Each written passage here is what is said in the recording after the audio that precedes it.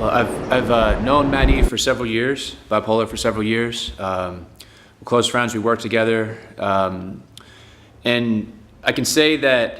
So I work with youth myself, and I can say that Matt has a real gift for connecting with youth. I mean, coming from the background he comes from, he's able to relate with youth who are going through struggles, and on a totally volunteer basis has done work in the community that most social workers or nonprofit workers would dream of being able to do in terms of having connections with youth, particularly youth who are out on the streets, at Westlake and at other parts of the city. For example, during the Decolonize, Occupy Seattle movement, Maddie was out there at the camp every day, de-escalating conflicts, building relationships among people, helping people network and transform themselves, take responsibility for different aspects of the movement, and was a real advocate for youth being able to participate as equals, as active voices within that movement, not being sidelined by people from more middle class or professional backgrounds. This was a crucial part of that movement that I think was a real historical moment and a changing point in terms of what the movement was able to accomplish. So I think a lot of people can testify to that. So yeah, I mean, with Matt out there, building solidarity, building relationships, and trying to overcome divides among different communities of oppressed people, this actually has the potential to help decrease horizontal violence among oppressed people in the city. And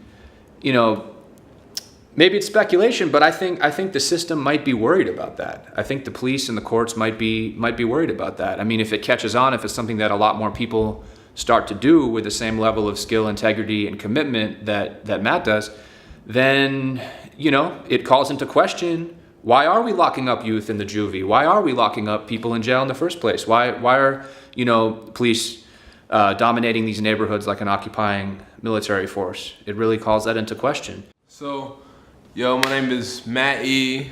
And I'm also known as Bipolar Toxic Chair. I'm an MC, I'm an organizer. I spend a lot of time organizing from the ground up, grassroots organizing. I was a co-founder of Seattle Cop Watch, which is basically we go around and videotape the police to make sure they don't brutalize, beat, or murder people because they have a tendency to do so.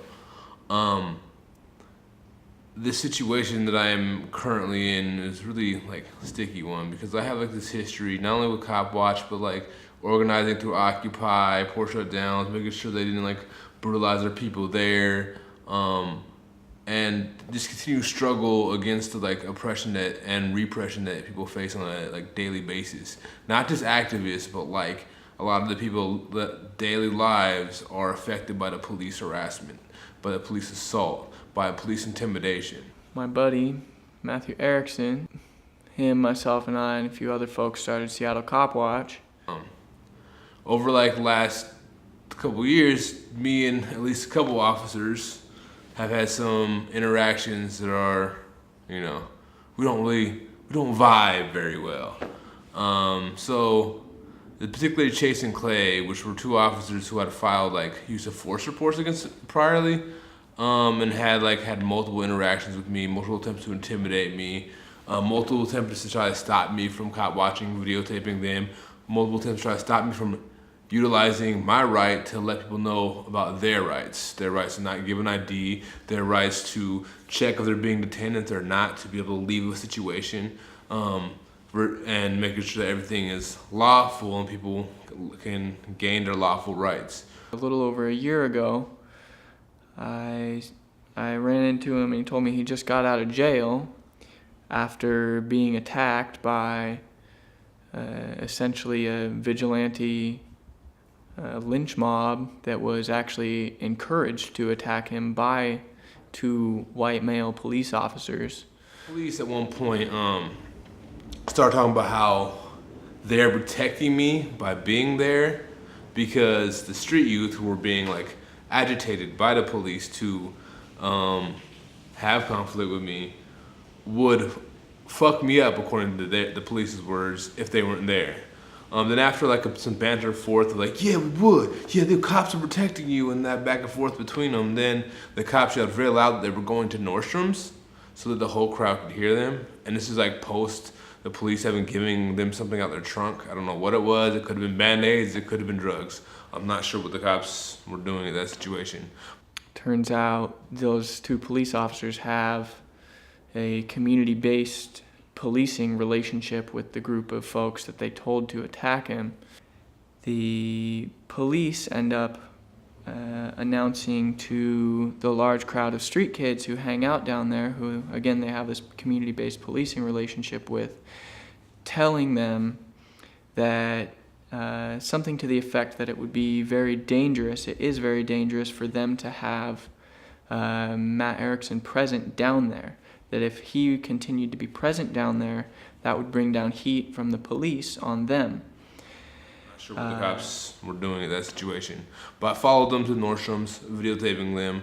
Once they went to Nordstrom's, I put my cell phone away and I started walking fast so I could hear a crowd of people coming behind me. I spun around and see about 30 people with skateboards, chains, smileys, which is like a chain with a lock on the end. So then out of my backpack I pull a knife. It's 100% legal. He says there's about 30 people there, all with smileys, which is like a big chain with a lock on it, and skateboards and other weapons. So from here, I don't know exactly what happened with the police, but Matt backed up all the way into Pacific Place Mall. That's the point where the video that actually was able to be subpoenaed for the court trial came out, and so that's where the video actually begins, is with Matt backing up into Pacific Place Mall. It's very clearly not brandishing the knife in any sort of way to attack, is backing up, and there's you can see at the very least 20 people pursuing him into Pacific Place Mall. After that, the next length, it was an assist to open, which is a perfectly legal knife that they use on construction sites all the time.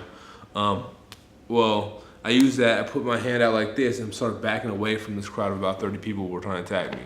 Back in the Pacific Place, never harmed anybody, didn't scratch anybody, nothing. The only thing that even touched was the knife touching the skateboard swinging at me.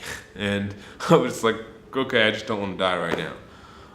Then when I'm back in the Pacific Place and the police came through with their guns drawn on me, the same police who sent the group at me, and it's actually pretty obvious when they walk through the crowd that they're together. Then after they have got me on the ground, they rolled me towards the crowd, which then later jump on me. After that, the next shot you see is the two white police officers have him on the ground, and then they move him over toward the large crowd of people, hold him down, and then you see the crowd kind of move closer in and swarm around him, and you can't see exactly the forms of attack, but you see limbs moving at his body, and with the two police officers still acting to hold him down on the ground. Fast forward to the case that derived from this incident. Well, I mean, I guess the beginning of the trial was like any trial where two people in suits debate what parts of the truth are going to be important. So one side is completely underfunded, overworked, and that would be the side that's supposed to actually represent the person who's accused of whatever the crime is supposed to be. That side that's completely underfunded tries to debate what parts of the truth are important against a side that's completely in line with the cops, has access to whatever materials they need, has the police to enforce their legitimacy if they want access to a crime scene.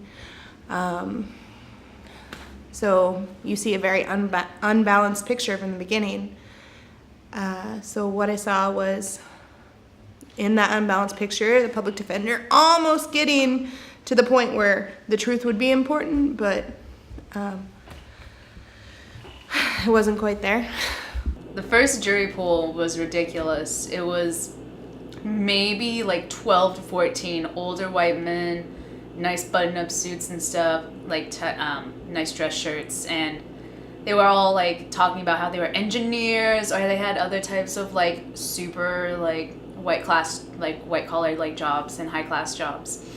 And it felt so awkward, like having all of these like white men just like staring at like Matt or bipolar, and like having myself and one other person, and we both identify as like people of color, and we're both like female sign women, so it's like wow, we look nothing like this like pool of jurors, and they look nothing like Matt, and it's just kind of gross. During jury selection, the first jury was completely like almost all white jury. There's no black people at all.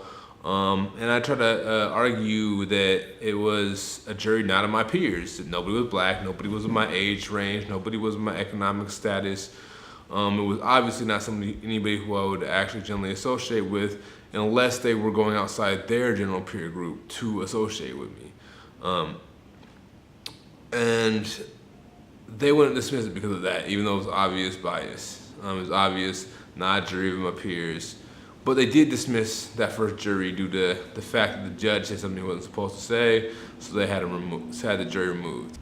I also saw that during jury selection, despite the fact that each defendant has a constitutional right to a jury of their peers, the defendant was not given that. Matt was not given that. And when he presented that to the court, they acknowledged that he did not actually have a jury of his peers, and that having a racially diverse jury is impossible. The prosecutor's strategy was dirty. And so it was shocking to all of us when the prosecutor dismissed that single African-American male who had had a questionable experience with police as the first peremptory challenge. Couldn't even disguise it, couldn't even hold it for the second challenge. The bat after him, a young white activist woman who talked about distrusting the SPD from John T. Williams was next. So the prosecutor didn't want either of those people for sure. He also really pushed another woman to talk about a traumatic event in her life that happened surrounding a knife, and he wanted, it seemed to me that he wanted a traumatized woman on that jury so that he almost pushed her buttons while he was asking about an experience with being held at a knife point. So unnecessarily, the public defense asked that she be excused immediately as soon as he heard that she had been through a traumatic experience, and the prosecutor just kept pushing it while he looked on Facebook at profiles of other women. So we know how much respect he has for victims of abuse. And then when the verdict comes back, we're all upset, obviously. And a few people, were just so frustrated that fact that, Matt was attacked by a crowd of people and then protected himself, didn't hurt anybody, didn't even attempt to hurt anybody, didn't have an illegal knife. And the fact that he could be found guilty of self-defense was really infuriating. The fact that this entire trial was just a sham. The fact that he was never going to have a fair shot. He's a black male in the US. He was never going to have a shot. And I think that all crept up on people at once. Just those feelings of damn, every 28 hours a black man's killed. Matt could have been killed and no one would have been convicted. But he, for defending himself, was going to be convicted. So I think those feelings just crept up on people, and a few people stated their rage. Not in an aggressive manner. They were all just overcome with emotion and got up and walked out. As they said a few people said, this fucking fascist bullshit. Nothing violent, nothing even insinuating an intent to harm anyone, just utterly frustrated with the fact that Matt's life has been completely disregarded and stated by the court is not valuable. This was what happens every day, because this is what I'm learning through this experience, seeing people that I love going through this, is that the cops can do whatever they want to poor people, to black people, to people of color, to queer people, to homeless people, and the normal people who are living safe don't care. And I couldn't not yell about that. And it was kind of I know other people who are in that room who are just as aware of that as me, but they were able to not yell. And that's because they've been through this longer than I have. And they knew already what would happen if they did yell. I didn't even understand it fully. Okay.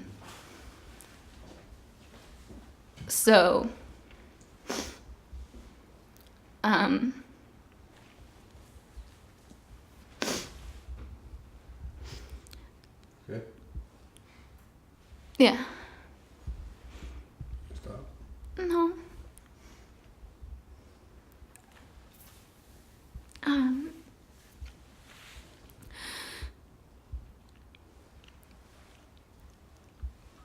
It's just, I'm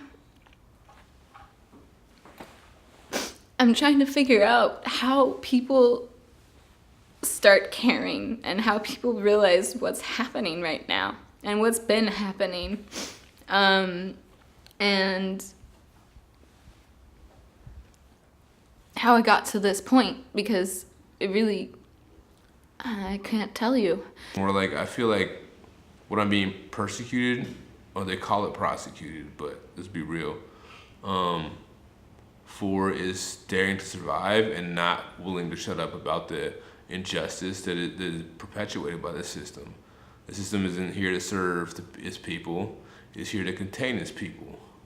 It's here to use its people as a labor source and a consent for the expansion of an empire that has cost the most amount of lives of any empire, that has been more genocidal than any empire we've ever seen, and it continues to promote slavery in the prison industrial complex. I am gonna keep standing up. In every way I can, in every way I will. I will not lay down. Because I do look to the BLA, the Black Liberation Army, and the way they held themselves for much more serious charges. But I also ask that people who see this, people who understand this, people who see the testimony of many people, stand up, do something. It could be you, it could be your family next. And if it's not you, if you find that you are so privileged that you don't have to face it at this point, what do you think happens when they're done with the rest of us black people?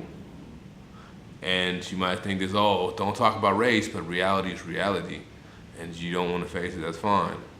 Reality is those 6 jurors that weren't all white, but were definitely anti-black, would rather put somebody away and take the Nuremberg defense of, I'm just following orders, which doesn't work. Nazis tried it, it doesn't work. Well, this is not the first time I've noticed that when you walk into a courtroom like that, everything is designed to prejudice you against the defendant. Everything in the building, everything that happens, the whole setup is designed to make you think if the defendant wasn't guilty, she or he wouldn't be there.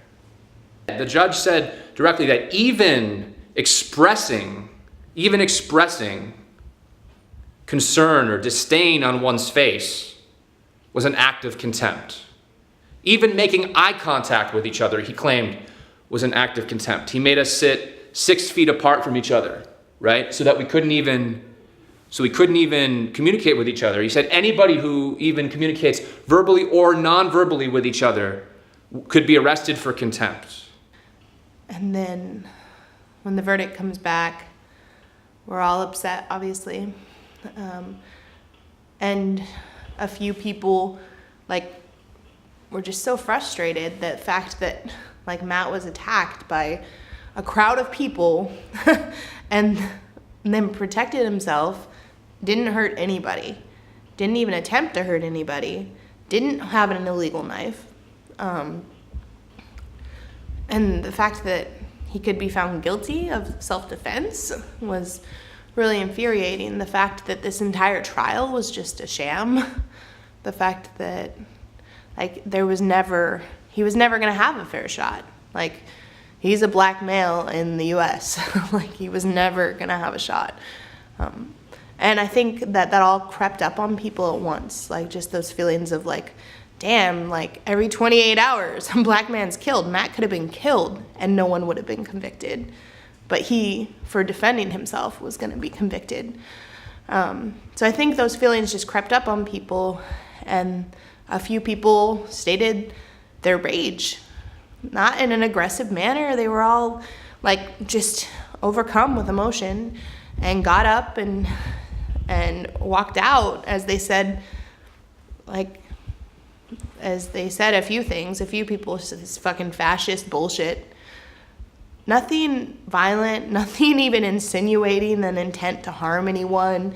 Just utterly frustrated with the fact that Matt's life has been completely disregarded and stated by the court is not valuable. This really calls into question the whole model of community policing as well, right? I mean, community policing is presented from a liberal framework as a community-oriented alternative to what's presented as a more authoritarian model, but we see community policing as just as authoritarian and just as violent as any other model of policing, right? It involves the police forming relationships with sectors of different oppressed communities, but then engaging in divide and conquer tactics like what happened here.